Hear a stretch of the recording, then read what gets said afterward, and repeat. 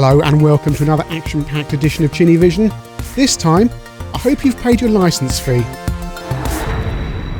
So people sometimes say when I review BBC micro games on this channel, I don't appear to be that fond of the system, which that's not really true, but I do try to point out the shortcomings of some of the games. And, well, the truth is I own a BBC Master, and that doesn't really run some BBC B games, well, at all. But recently that all changed because I changed the ROM inside my BBC Master, so it's now a switchable between a Master and a BBC B. So the games think it's a BBC B. So what I'm going to do is play a few games at complete random from my SD card. So booting up the system. Here we go, straight in. This is my SD card. Close my eyes, and we're going to pick a game. Open my eyes. Right, okay, playing a game called Hopper. Hopper, left, right, backwards and forwards. That's the instructions. Acorn Soft 1983. What's this going to be? Rock Hopper clone, Boulder Dash? Something like that. Got absolutely no idea. This is completely at random. It's Frogger. We're playing Frogger. And it's lovely and colourful.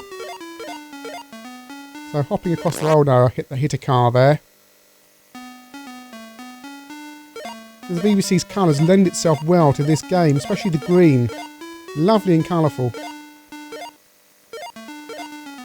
Oh no, it's playing the Lincolnshire Poacher. 1, 7, 5, 4.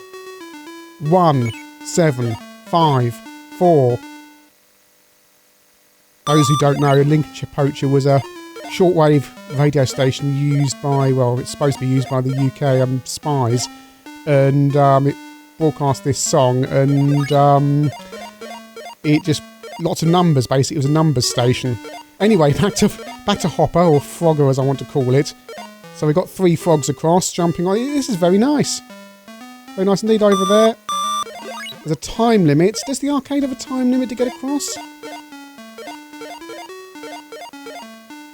Right, this is a very complete conversion of Frogger. Completely unlicensed, of course, but most of these games were... Oh! That left one's always difficult to get into. I haven't played this game for years. Right. I really don't like Lincolnshire Poacher as a tune. Right, there we go, we've done it. Right, so we've got a little worm going across this time, so it's going to get a little bit more difficult every time, I guess. And we've got a crocodile now in the holes, so I can't get in all the holes. Very nice conversion, this.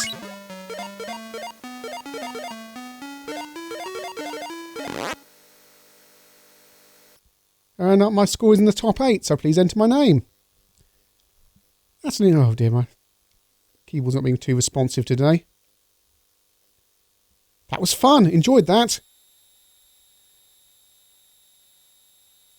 And it has joystick support as well, apparently. It was quite... Well, not that rare, but... A lot of BBC games don't have it. Right, close my eyes. Let's see the next game.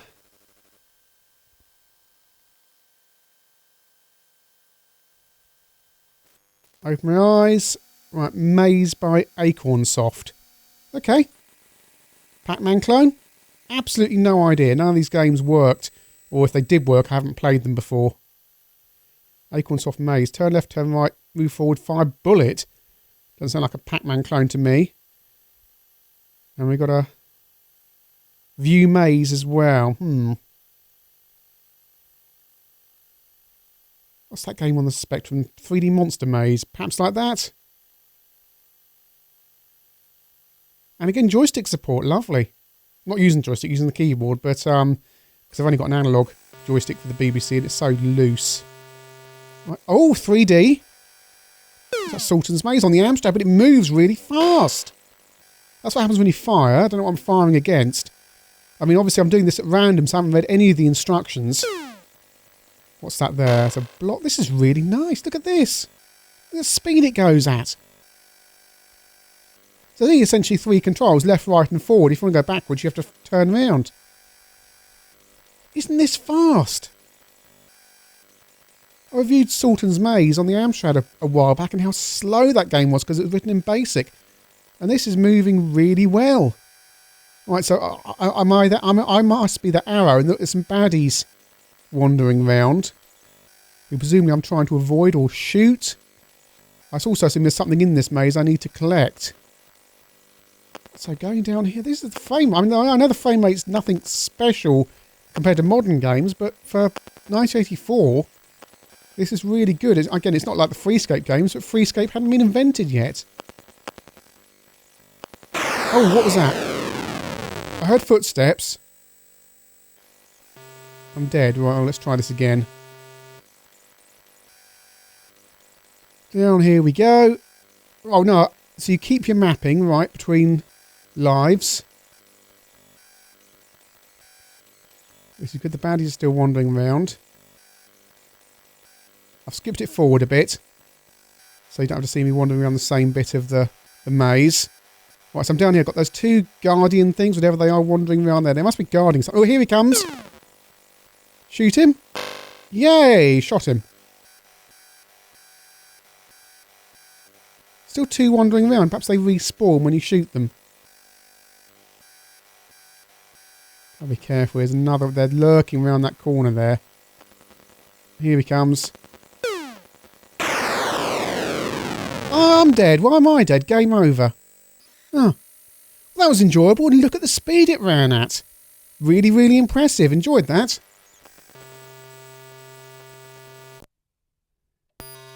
Reboot the system. Close my eyes. Select right. And now go down. Neanderthal Man by Alligator. Oh, it skipped straight past the instructions there, which isn't helpful. Or is it Mr. Do clone? Apples everywhere. Is it Mr. Do? I think whatever I've got to do, I've got to collect those apples. Right, am I there? I'm here. Right, oh, I move around very smoothly. This ride's quite small. And I can shoot. Right, so what am I doing? My feet constantly move if I'm standing or moving. You've got to be very precisely over the gaps to get through them, I notice. So the apples drop down to the next level, so you're going to make all the apples drop down to the bottom? There's something else going down the bottom there. Is that the next bit of the level? Must be. Why can't I move? Why can't I? Oh, it's these controls. Just move. Those corners, those little corners there, where they're smoothed off to make them rounder. If you're not dead on central, you can't move. Again, fiddly. Right, got the apple. That's level 1 complete. I thought you'd better go down the bottom there, but apparently not. More apples. Right. Oh, we've got rocks falling in this. Is that a rock? I don't know what it is. Quite colourful. Not really enjoying this. Concept's fine. It's just not very polished, and you keep getting jammed in the corners and things, which is quite annoying. What's going on down the bottom? I want to go down. I can't go down there. I want to see what's going on. Nah, not really enjoying this. Right, reset. I've just done an edit because I selected an adventure game, and I don't really want to review an adventure game on here. Fortress by Pace. Oh, it's like a CFAX screen. What's mode 7, isn't it, on the loading there? Right, stop tape player. Written for Amcom by Matt Newman. Started 12th of 9th, 83. Finished 17th of the 12th, 83. You must pilot your starfighter over the enemy defences and destroy the enemy HQ with 4 direct hits. Gun turrets will fire at you if you get in line with them, as will the enemy planes. Place your fuel supply by displaying enemy fuel barrels. Sounds familiar.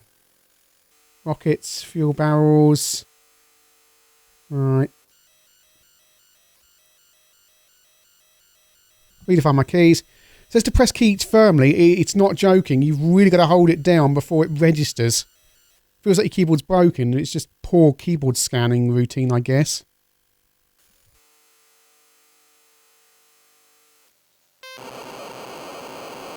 What, are we suddenly playing Zaxxon?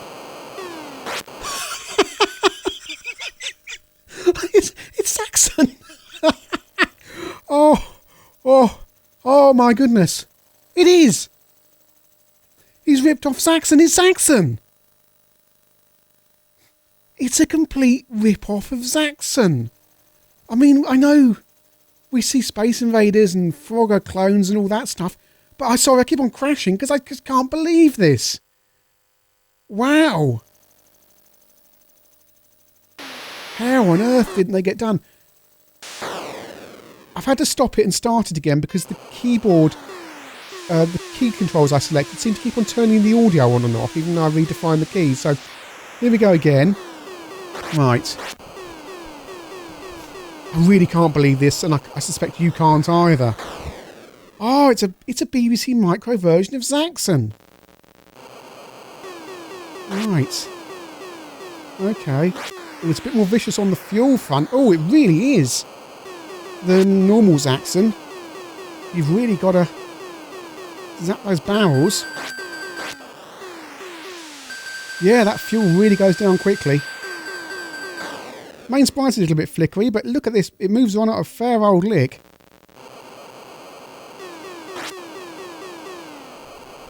That's such a spoiler for the game. It really needs you to keep on shooting those barrels because it goes down so fast. Is this the case of one of those games where the programmer's got so good at playing the game that he's just made it just that little bit too hard? Still, for Zaxxon fans on the BBC, this game is very difficult, but you'll probably enjoy it. Close my eyes again. And no, hang on. Right, reset. No, right. No, I have to turn the Beeb on and off. Right. There we go. Close my eyes. What we got? Ooh, Jetpack. Well, that's a surprise. I didn't think I'd get a big name title with so many games on this card. Not played this in the BBC as yet. Even got it on tape. Wouldn't load on my master at all. None of the Ultimate games do, but now I've got the ROM. Apparently it's working. Right. Alright, so nice music when you select play the game. Joystick support. Keyboard controls are a little bit fiddly. Your left and right are on the shift and I can't look down. Well, they're on the left hand side. It's just one of those things where you can't redefine the keys, basically. It's very fast and the screen's a little bit more compact than the Spectrum version, but look at this. This program has made the BBC sing. Just these keyboard controls, I'm just finding a little bit... Having thrust and fire on the same hand and not being able to change that, so it's a little bit difficult. It's over on the right hand side of the keyboard. Don't look down, you don't look away from this because it's so absolutely frantic, in many ways more frantic than the Spectrum original. Look at this, it's really nice. Wow.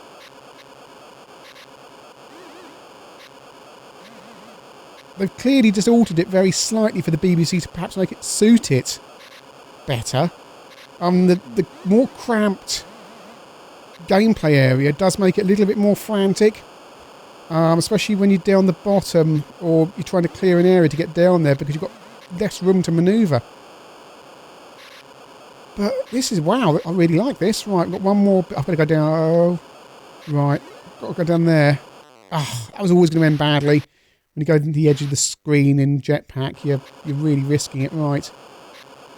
Can I get it across? Oh, really, yay! Woo! And you take off and look at all those colours, and it's really nice. Look at it, I keep on saying it, look at it!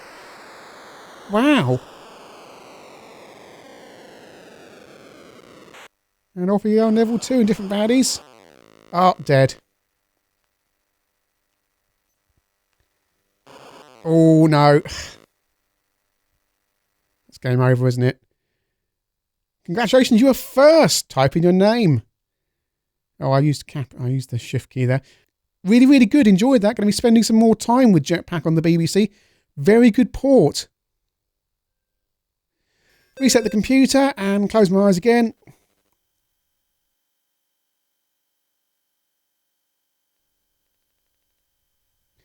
Cosmic Kidnap by Superior Software. Goodness knows. Programmed by Nick Wilson and Julian Todd. Title graphics by Simon Eves. Welcome to Cosmic Kidnap by Superior Software. Awe-inspiring, fast action, full colour arcade game. You take place at the Auto Guard, right. As the game progresses, the aliens call in reinforcements. Oh, it's all complicated. Oh, don't quite understand. Right, okay. Mothership, the bug crony. Ooh, what's this? Wow, right, okay. I'm dead, but do the aliens have to rescue the things in the middle? That's what they've got to do, isn't it? The aliens are trying to break out the little base things in the middle, and you've got to shoot them all before you die. This is really nice. Really colourful, really smooth graphics. Very basic graphics, but it works. It's... yeah. Right, let's deal with these ones on the left-hand side. Come on, 2 more to go. Yes, right, okay, level 2. A little bit faster. So my bullets can't shoot the things in the middle. They just take away one little brick at a time. The aliens. This it? There's any... oh, it talked about the bug and other stuff, so... and a mothership, so perhaps there's other stuff going to happen. There's the mothership. Oh, I've been shot. That's a long death animation, isn't it? You just sit down there sizzling away for about 10 seconds. It needs to be quicker. Last life. Right, okay. Oh, there he goes across again. And I got him that time. Right, come on, come on. Enjoying this. Never... this is an original concept, I assume. I've not seen a Space Invaders game like this before. Oh, no, missed him. Right. You can't, if you're thinking the aliens are sitting on the corner of the screen and you just go and shoot them, you can't. You can't go that far across. Otherwise, you could just, when they're lying there, you could just shoot them all. Oh, there's the bug, and I've got him. Oh, right, okay, it's getting a bit more frantic again on level 3. Oh, the bug got me that time. That's my last life, wasn't it? Score's 830. I'm number 1. They don't set the high score kind of levels very high on the Beeb, do they? Enjoyed that. Enjoyed that. Wow. If that's an original concept, well done to the programmer. And it's still, even if it isn't, it's well implemented. Reset the computer, one more game. Another superior title. Death Star. It's going to be a Star Wars thing, isn't it? Death Star. What's going on here? Drawing. Ooh! Face has appeared.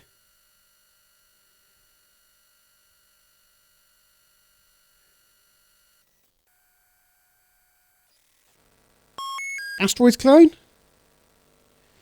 Again, I'm doing these games at random, so I haven't read the instructions. So what's happening? I'm trying to find my controls, and no controls given. Right, I think I found them. I'm dead. Starbomb 0, Death Star 2. I've hit the pause control. Right. Does the map wrap round? It does, I think, possibly. No, you can't shoot the asteroids. Gotta shoot the aliens.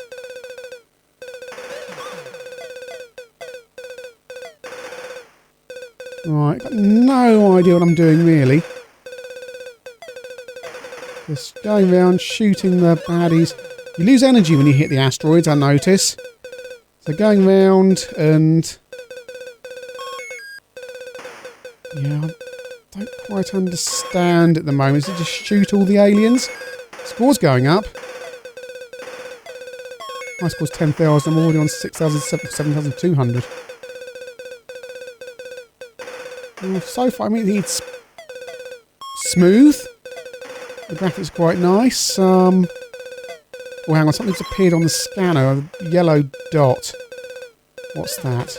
Whoa! It's the big face from the title sequence, and it's slowly getting bigger. What do I have to do with it? Shoot it?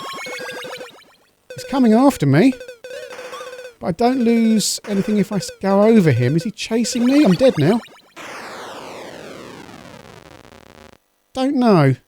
I've now got star bombs and death stars apparently, but I don't know. Do I have to use those to destroy the face thing?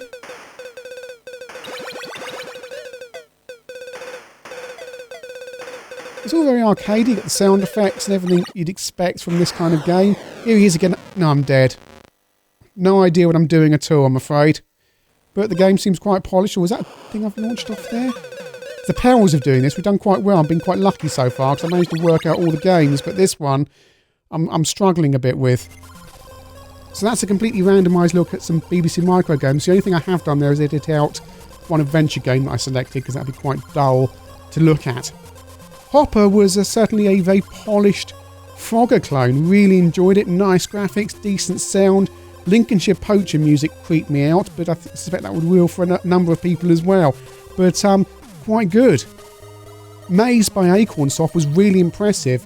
As someone who's used to Sultan's Maze on the Amstrad and the arthritic pace it goes at, it seems to be a more, well, a fuller version of 3D Monster Maze on the ZX81 really. There seems to be a lot going on. I'm not sure what the full plot is, but the game moves around well and there seems to be plenty of action to be had shooting the baddies and possibly collecting objects as well.